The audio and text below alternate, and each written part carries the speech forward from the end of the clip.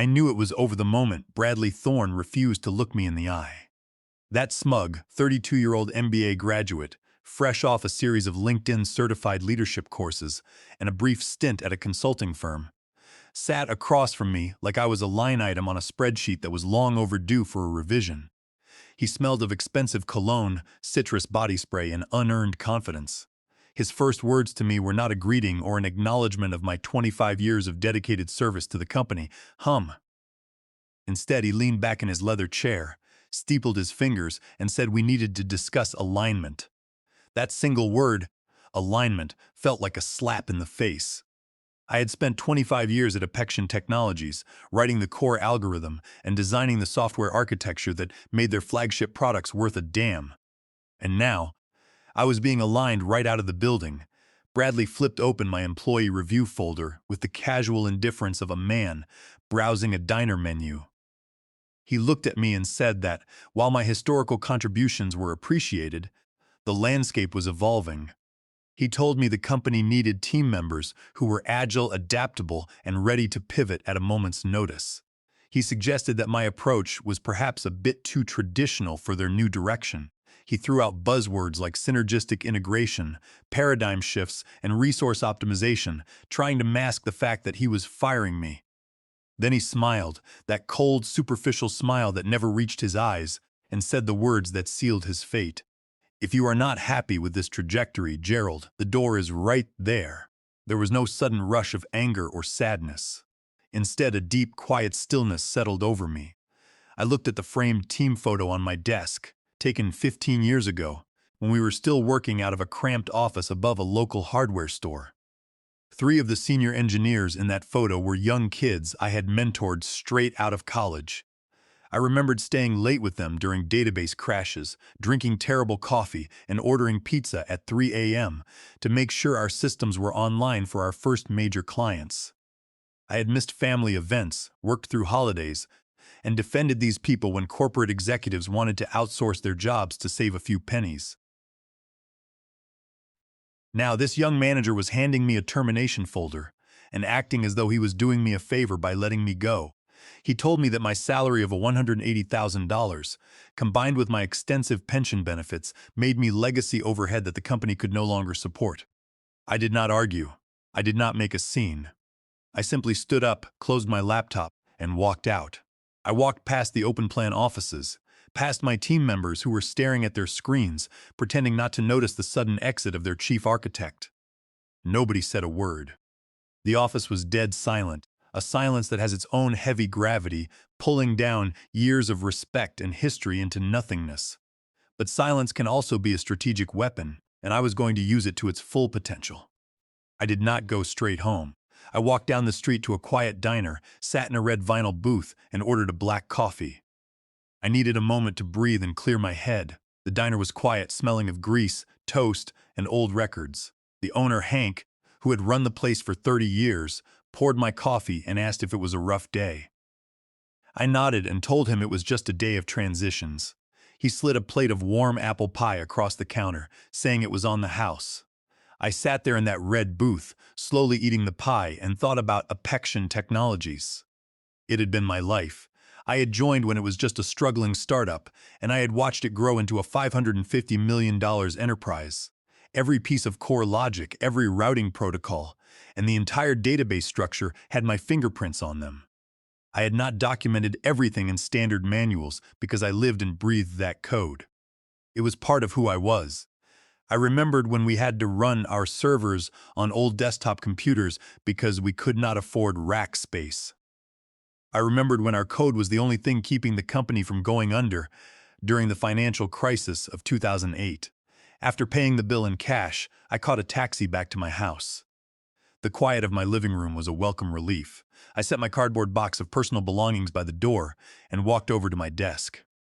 In the bottom drawer, buried beneath decades of old tax forms and warranty receipts, was a dusty document safe. I entered the combination, which was the date of my first major software release, and pulled out a thick, sealed envelope. Inside was the original provisional patent application for the predictive routing intelligence system. My name, Gerald Sinclair, was listed at the top as the sole inventor and owner. It had been filed in July 2007, during a chaotic period when Apexion was facing bankruptcy, and the legal department was too disorganized to register the intellectual property under the company name. A trusted colleague had advised me back then to protect my work, and I had done exactly that. Little did Bradley Thorne know, he had just triggered a legal time bomb that would blow his entire career to pieces. I sat at my kitchen table with a glass of bourbon, carefully reviewing the old documents. The provisional patent, which later became U.S. Patent number 8,245,612, was not a minor feature. It was the foundational routing protocol that made Apexion's software faster and more reliable than any competitor in the market. The technical specifications of the patent described an adaptive predictive routing system that optimized data transmission latency across distributed networks, a technology that was now the core engine of their entire enterprise suite. The algorithm was designed to predict network congestion before it happened, using historical data streams to route packets through the most efficient pathways. When the company finally stabilized years ago, we had drafted a temporary licensing agreement to allow Apexion to use the technology. Because the company was constantly restructuring and changing management, the formal, permanent transfer of the intellectual property was repeatedly delayed and pushed down the corporate priority list. Our legal department was always too busy chasing venture capital funding and drafting investor agreements to follow up on the final patent assignments. The temporary licensing agreement was governed by U.S. patent law under 35 U.S.C. 261, which permits the assignment and licensing of patent rights through written contracts. I scanned the pages of the old contract, looking at the faded ink and the official signatures, until I found the specific clause I was looking for. It was a reversion clause that my attorney and I had insisted on including during the renegotiation in 2009. The language was precise and unambiguous. In the event that the inventor is terminated involuntarily and without cause, all licensed rights and ownership of the patents shall revert to the inventor automatically within 24 hours of the official notice of termination. This was our ultimate insurance policy, designed to protect me from being squeezed out once the business grew. I picked up my phone and called Roland Parker, my old intellectual property attorney, who had helped me draft the document. Roland had retired a few years ago to a quiet farm in Oregon, but he still kept his legal mind sharp and subscribed to patent law journals. He answered on the third ring, his voice sounding raspy but alert. I told him what had happened in Bradley's office, describing the young manager's arrogance and the sudden termination. Roland let out a dry chuckle and asked if the company had ever requested a formal, permanent assignment after our Series C funding. I told him they had not. The legal team had changed 3 times since then, and the original paperwork had simply been archived in a storage box and forgotten by the executives. Roland explained the legal reality of my situation. Under 35 U.S.C. the Craft 261, the written agreement is binding.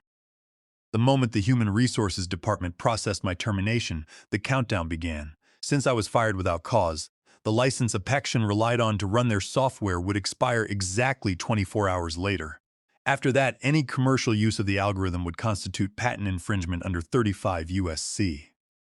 271. Roland advised me to file the reversion notification with the United States Patent and Trademark Office immediately to ensure the public record reflected the change. He explained that if the company proceeded to show or sell the software after the reversion, they would be committing willful infringement, which would allow me to seek triple damages under 35 U.S.C. Paragraph 284. He told me to log into the USPTO portal and submit the reversion documentation before the company realized what they had done. By the time the clock on my microwave read 6:07 a.m., I was sitting at my desk, logged into the USPTO electronic filing portal. The house was quiet, and the only sound was the hum of my computer fan. I uploaded the scanned copies of my termination notice, the temporary licensing contract, and the formal declaration of reversion. The process was surprisingly quiet and mechanical. I filled out the online forms, entered the patent number, and uploaded the supporting exhibits. I carefully double-checked the spelling of my name and entered my credit card to pay the $400 filing fee. With a few clicks, I submitted the documents and paid the required filing fee. There was no dramatic music, no warning sirens. Just a simple confirmation screen stating that the filing had been received and was being processed by the federal database, accompanied by receipt number 984572A. At 7:03 a.m., my email inbox pinged with an automated confirmation from the USPTO. It was official. The patent records had been updated in the federal database. The owner of the core intellectual property was no longer Apexion Technologies, but Gerald Sinclair. I leaned back in my chair, holding my coffee mug, and watched the sunrise light up the city. Bradley Thorne and his executive team were probably preparing for their morning meetings, completely unaware that the legal foundation of their entire business model had just been dissolved. They had spent millions marketing a product they no longer had the right to sell, and the clock was ticking down to their public demonstration. I took a slow sip of my coffee and let the silence wash over me, knowing that the trap had been set and they were walking right into it. Later that afternoon, the product development team at Apexion was in a state of high alert and growing panic. They were preparing for the big Q4 demonstration, where they would showcase the new next-gen software platform to a group of major venture capital investors. This launch was supposed to secure their next round of funding, valuing the company at over $500 million. The entire platform was built on the predictive routing engine that I had spent years refining. Without my algorithm, the software was nothing but an empty shell that could not process basic operations. The development team was trying to run final integration tests, but the system kept throwing errors because my administrative credentials had been deactivated by human resources. Around 2:00 p.m., my phone rang. The screen showed the name of Sarah Jenkins, the lead product manager. Sarah was a hard worker who had always been fair to me, and I knew she was caught in the middle of this corporate mess. I answered the call, keeping my voice neutral and professional.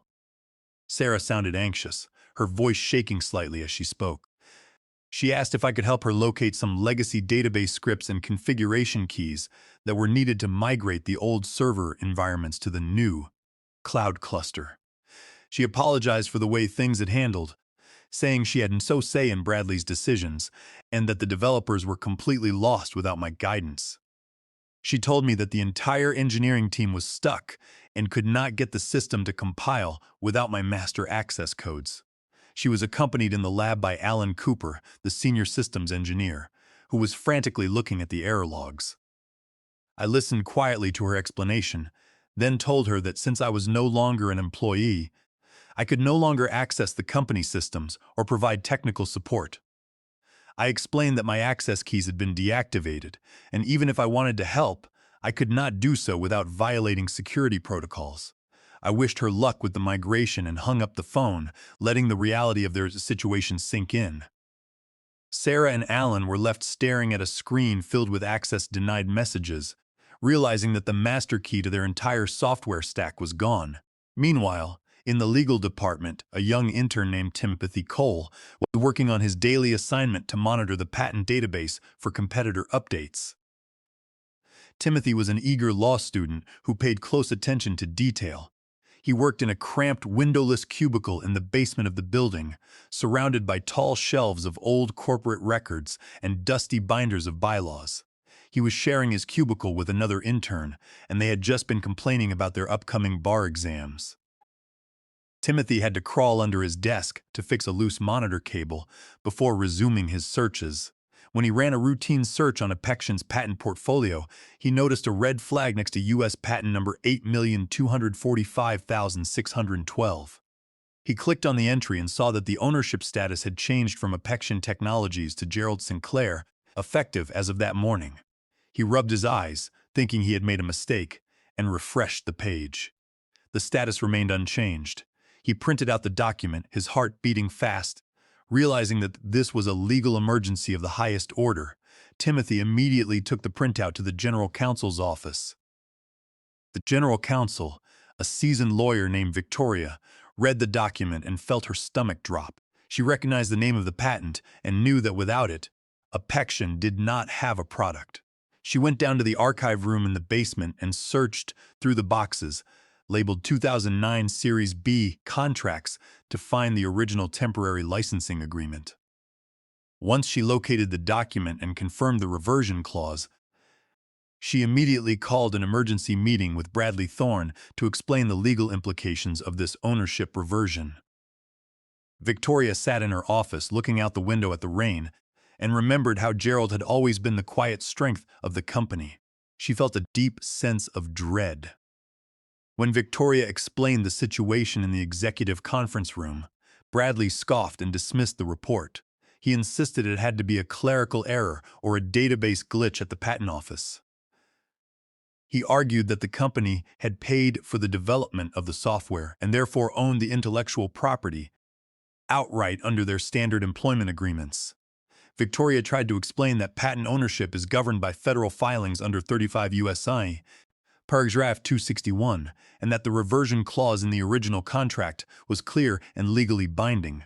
She warned him that if they went ahead with the public demonstration using the patented code, they would be committing willful patent infringement under 35 U.S.C. Paragraph 271, which could expose the company to treble damages under 35 U.S.C. Paragraph 284. She explained that showing the software to potential investors was legally an offer for sale, which is a direct violation of patent rights. Bradley refused to listen to her warnings. He ordered her to keep the matter quiet and avoid alerting the board of directors, claiming they would handle the dispute after the funding round was secured. He was too proud to admit he had made a catastrophic mistake, and he believed he could bully me into signing a retroactive release once the demo was over.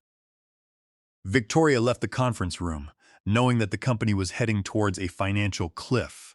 The founder of Apexion Technologies, Donald McAllister, was enjoying his retirement at his lakeside home in Vermont when he received an automated alert on his tablet. Although he had stepped down from active management years ago to escape the corporate politics, Donald still held a significant minority share in the company and kept a close watch on their core assets. The alert indicated a change in ownership for their primary patent. He stared at the screen in disbelief, seeing my name listed as the sole owner of the algorithm that ran their flagship software. Donald sat in his rustic living room, surrounded by old books and memories of the company's early days. He remembered when he and I worked in a dusty garage, using our personal credit cards to buy server components, and he felt a wave of anger that the current management had discarded that legacy so casually. He could not comprehend how the board of directors has allowed someone like Bradley Thorne to take control of our hard work and drive it into a legal ditch. Donald called me immediately. When I answered, his voice was filled with a mixture of confusion, concern, and old familiarity. He asked me what was going on and why the patent records had been changed. I explained the situation to him plainly, standing in my garden and listening to his voice. I told him that Bradley Thorne had terminated my employment without cause and that the automatic reversion clause we had drafted in 2007 had triggered. Donald was silent for a long moment, processing the implications. He knew the history of the company and remembered the early days when we worked side by side to build the initial prototype. He was furious that a young manager would treat the chief architect of the company with such disrespect, especially without understanding the legal agreements. He apologized for what had happened and told me he was going to handle it personally. He said that the VCs had let these young managers run wild, and it was time for a correction. He told me that he would not stand by and let our work be stolen. Within 2 hours, Donald McAllister had left his Vermont home and was driving down the highway towards the corporate headquarters. He drove down Interstate 89, the rain beating against his windshield as he passed the town of Montpelier. The autumn leaves were falling onto the glass, and he thought about how the company had lost its soul, replacing engineering excellence with marketing hype and corporate buzzwords. He remembered when we used to build hardware, when we cared about the elegance of the logic rather than the color of the slides in a pitch deck. He arrived at the office like a storm, walking past security without stopping and heading straight for the executive floor. The security guards, who had worked there for years, recognized him and simply nodded as he passed. The secretary, Brenda, tried to stop him, but he walked right past her desk. The office was decorated with expensive modern furniture and glass partitions, a stark contrast to the small warehouse we had started in. He stormed into the conference room where Bradley and his team were finalizing the presentation slides for the demo. Donald threw the patent printout onto the glass table and demanded to know why the chief architect had been fired. Bradley tried to use his standard corporate jargon, explaining that the department was undergoing a strategic reorganization to improve agility and reduce legacy costs. He claimed that the company was moving in a new direction and that my skills were no longer aligned with their modern goals. Donald did not let him finish. He slammed his hand on the table, silencing the room. He ordered the marketing staff and the junior executives to leave the room, leaving only him, Bradley, and Victoria. Donald told Bradley that he had just destroyed the company's most valuable asset. He explained that without Gerald Sinclair's patent, the software they were about to demonstrate was nothing more than an illegal copy. Donald warned him that they were facing a total disaster.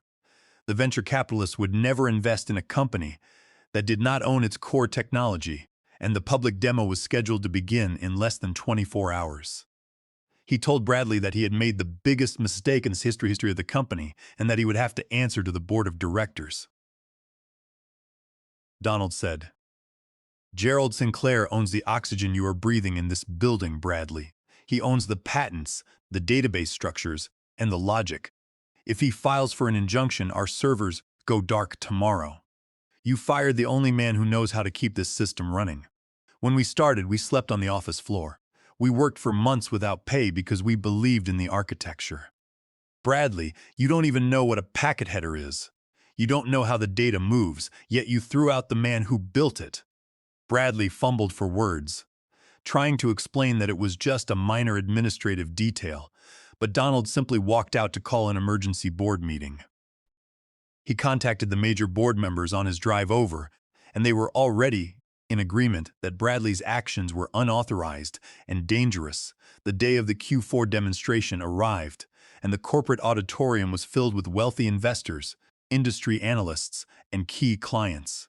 The modern hall was beautifully decorated, with glass panels and soft lighting designed to impress the crowd.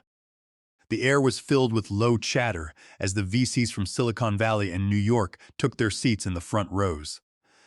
Bradley Thorne stood backstage, wearing a tailored Navy suit and trying to maintain his confident demeanor, though he was visibly sweating and checking his phone every few seconds. He walked onto the stage under the bright spotlights, greeting the audience with a polished smile. He began his presentation, describing the next-gen platform as a revolutionary advancement in predictive technology, throwing out slides about synergy, agility, and the future of enterprise software, though his hands shook as he used the slide clicker. Behind him, the massive display screen showed the live demo of the user interface, showing beautiful charts and real-time network latency graphs. As Bradley began to explain how the predictive routing engine optimized data flows in real time, Victoria, the general counsel, stepped out from the wings of the stage. She walked over to Bradley and whispered in his ear that the board had ordered an immediate halt to the presentation. The board had realized that showing the software to the public while the patent was registered under my name would constitute clear evidence of willful infringement under 35 U.S.C. Paragraph 271, making them liable for massive financial penalties. Victoria was a professional who valued her career, and she refused to let the company commit a blatant legal violation. She knew that presenting the demo was a direct violation, and that since they had received written notice of the reversion, it was willful under 35 U.S.C. Paragraph 284, which would lead to triple damages and attorney fees. Bradley tried to ignore her and continue with his script, but Victoria was firm. She told him that the VCs in the front row were already checking their phones and looking at the public patent database. Bradley froze, his face turning pale under the spotlights. He cleared his throat and announced to the audience that they were experiencing a minor technical difficulty and would need to postpone the live demo. The room erupted into whispers and nervous chatter.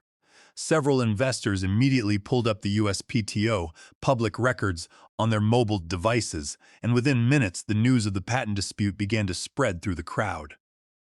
The funding round was dead before it even started.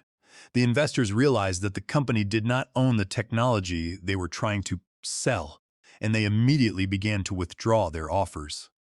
A prominent investor from Draper Associates stood up and asked Bradley directly if it was true that the chief architect owned the patent. Bradley fumbled and mumbled, but the damage was done. The crowd began to filter out of the auditorium in a rush of disappointment. Following the disastrous presentation, the board of directors called an emergency meeting in the glass-walled boardroom. Bradley Thorne was fired on the spot for gross incompetence and failure to protect the company's intellectual property. He was escorted from the building by security, carrying his personal belongings in a cardboard box, his career in ruins. The board members were in a state of shock, demanding to know how Human Resources had fired me without checking the patent registry. Bradley tried to defend himself by saying he assumed all IP was owned by the company under standard employment agreements. But Victoria explained that patent ownership is governed by written contracts and USPTO registrations under 35 U.S.C. Paragraph 261, which overrides standard employee manuals. One board member asked who approved this reversion clause in 2009, and Victoria explained it was approved during the Series B recapitalization when they were desperate for me to sign the license. The CFO panicked, realizing that an 8-figure licensing fee would severely disrupt their quarterly cash flow. But they had no other choice. Donald McAllister called me to negotiate a resolution. I was not interested in returning to my old job, but I was willing to offer them a deal that would allow them to continue using the software under strict licensing terms. We agreed on a comprehensive licensing package. Apexion Technologies would pay an 8-figure licensing fee of $12 million, along with ongoing royalty payments of 5% on all sales for the use of U.S. patent number 8,240,612. In addition, I was granted a seat on the board of directors, with full voting rights, ensuring that I would have a say in the future direction of the company I had helped build. The legal documents were signed and finalized by the end of the week. The next morning, I sat in my home study, drinking coffee and looking out at the quiet garden. The stress of the past few days was gone, replaced by a sense of satisfaction. I had not sought revenge, but I had protected my work and secured my legacy. When you build the foundation of an enterprise, you must always make sure you know who holds the rights to the blueprints. True power does not come from a corporate title or a flashy office. It comes from owning the ideas that make the machines run. The corporate managers will come and go, but the architect who drew the plans will always have the final word. I looked at the mahogany and brass nameplate on my desk, which had been returned from Bradley's office, with my name and Chief Systems Architect engraved on it. I placed it right next to my computer monitor and smiled. I poured a glass of bourbon, watched the sunset over the city, and realized that while the era of the loyal employee was over, the era of the independent creator had just begun. I was now the one who held the keys to their future.